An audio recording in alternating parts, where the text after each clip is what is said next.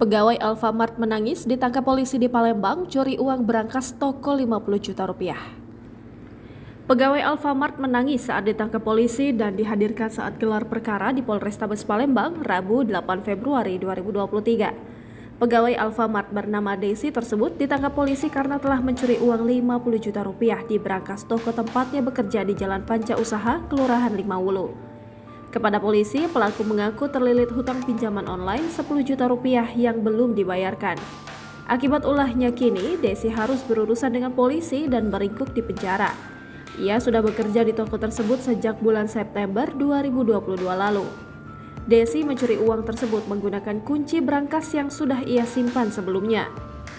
Kasat Reskrim Polrestabes Palembang AKBP Haris Dinzah mengatakan, tersangka ditangkap usai supervisor toko tersebut membuat laporan polisi pada Selasa 7 Februari 2023.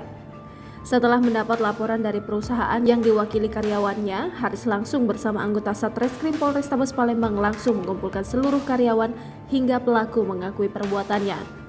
Haris melanjutkan aksi pencurian yang dilakukan tersangka saat pergantian jam dinas dengan karyawan piket berikutnya. Sebelum itu, pelaku telah meletakkan kunci di meja kasir. Tersangka membuka berangkas dan membawa sejumlah uang tanpa sepengetahuan karyawan lainnya.